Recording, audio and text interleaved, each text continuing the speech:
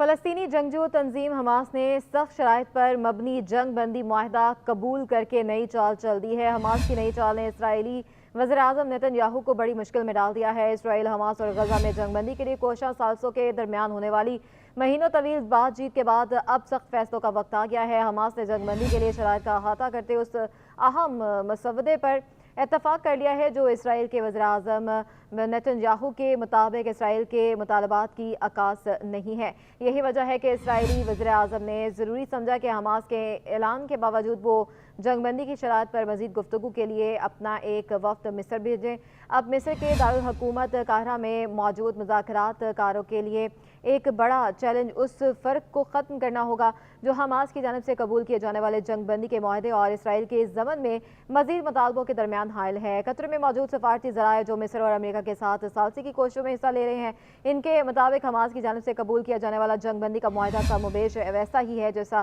اسرائیل نے تجویز کیا ہے، بس الفاظ کا معمولی رد و بدل اور چند چھوٹی موٹی تفصیلات ہیں۔ تاہم قطری سفارتی ذرائع کے دعووں کے برعکس موجودہ صورتحال میں اسرائیل یہ فیصلہ کر سکتا ہے کہ جنگ بندی معاہدے میں پائے جانے والے اختلافات معمولی نوعیت کے نہیں ہیں۔ ایک اہم بات یہ ہے کہ حماس چاہتا ہے کہ جنگ بندی مستقل بنیادوں پر ہو، نہ کہ عارضی، اور اس کے بعد غزہ سے اسرائیلی افواج کا مکمل انخلا ہو۔ اگر امریکی مذاکراتی وفد جس کی قیادت CIA کے سربراہ ولیم برنر کر رہے ہیں اس رائے سے متفق ہو جاتا ہے کہ خلا کو پر کیا جا سکتا ہے تو نیتن یاہو کو توقع کرنی چاہیے کہ انہیں امریکہ کی جانب سے اس سلسلے میں دباؤ کا سامنا کرنا پڑ سکتا ہے۔ پیر کی شام تک اسرائیل میں عمومی رائے یہی تھی کہ حماس جنگ بندی کی شرائط کو قبول نہیں کرے گا۔ نیتن یاہو، ان کے وزراء اور بیشک غیر ملکی مبصرین اس وقت حیران رہ گئے کہ جب حماس نے شرائط قبول کرنے کے اپنے غیر متوقع فیصلے کا اعلان کیا۔ حماس کی اس چال کو پرکھنے کے دوران دو طریقے ہیں۔ ایسی تنظیم کے مایوس کن اقدامات کے طور پر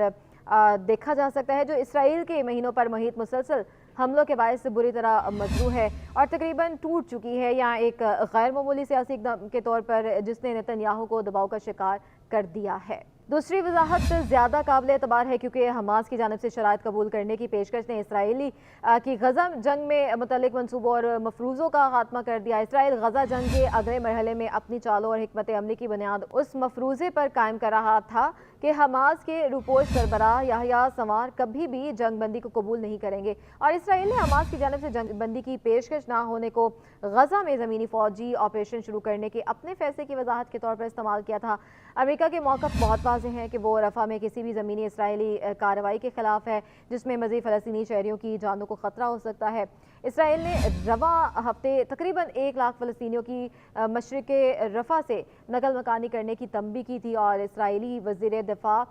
نے اپنے امریکی ہم منصب کو بتایا تھا کہ رفح پر حملے کے علاوہ ان کے پاس کوئی چارہ نہیں ہے۔ اسرائیلی وزیر دفاع نے اپنی سوچ کی یہ توجیہ پیش کی تھی کہ حماس عارضی جنگ بندی اور یرغمالیوں کی رہائی کی ہر تجویز کو مسترد کر رہا ہے، چنانچہ رفح پر حملہ ناگزیر ہے۔ تاہم چند گھنٹے بعد ہی حماس نے شرائط قبول کرنے سے متعلق اعلان کر دیا۔ نیتن یاہو سیاسی مجبوریوں کا بھی شکار ہیں۔ گزشتہ 16 سال کے دوران بطور بڑے اسرائیلی رہنما ان کا طرز حکمرانی اس بات کی عکاسی کر رہا ہے کہ وہ مشکل فیصلوں کو ٹالنے کی عادت میں مبتلا ہیں، یعنی وہ فی الفور اہم فیصلے لینے کی بجائے لے تو لال سے کام لیتے ہیں، لیکن اب ملک کے اندر اور باہر انہیں ہر طرف سے شدید دباؤ کا سامنا ہے۔ ان کی شخصیت کو سامنے رکھتے ہوئے کہا جا سکتا ہے کہ انہیں یہ بات مرعوب کرے گی کہ معاملے کو فیصلہ لینے کی بجائے گھسیٹا جائے، مگر یہ وقت اہم اور بڑے فیصلے کرنے کا ہے۔ نیتن یاہو کو اپنی کابینہ کے 2 انتہائی قوم پرست یہودی رہنماؤں اور وزیر خزانہ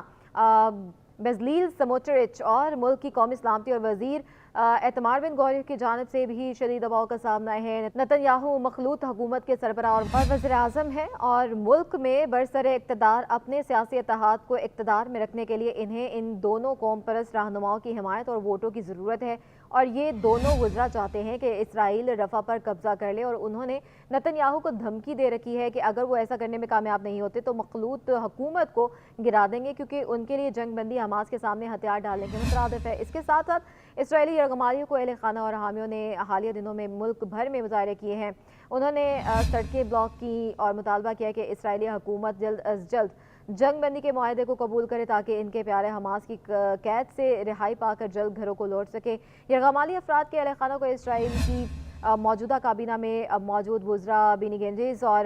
گاوی آئرن کوٹ کی حمایت حاصل ہے۔ یہ دونوں اپوزیشن رہنما ہیں جنہوں نے حماس کے 7 اکتوبر کے حملوں کے بعد اسرائیل کی جنگ کابینہ میں شمولیت اختیار کی تھی اور جنگ بندی نہ ہونے اور یرغمالیوں کی بحفاظت واپسی نہ ہونے کی صورت میں وہ حکومت سے علیحدہ ہو سکتے ہیں۔ امریکہ بھی چاہتا ہے کہ جنگ بندی کا معاہدہ ہو جائے۔ امریکی صدر جو بائیڈن کو اسرائیل کے لیے اپنی حمایت مہنگی پڑ رہی ہے اور امریکہ میں ہونے والے صدارتی انتخابات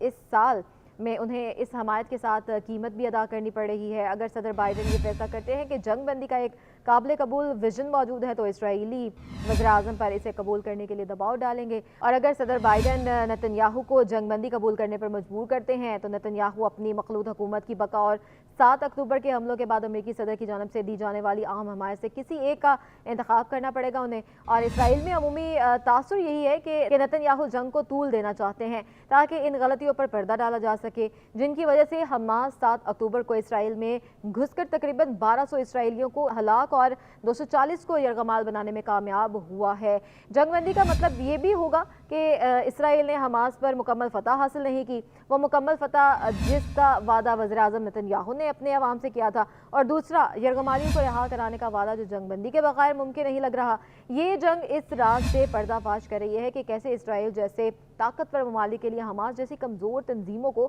شکست دینا کتنا مشکل ہے۔ حماس کے لیے اپنی بقا کا مطلب فتح ہے اور بنجمن نتن یاہو جانتے ہیں کہ حماس کی بقا ان کی شکست ہوگی۔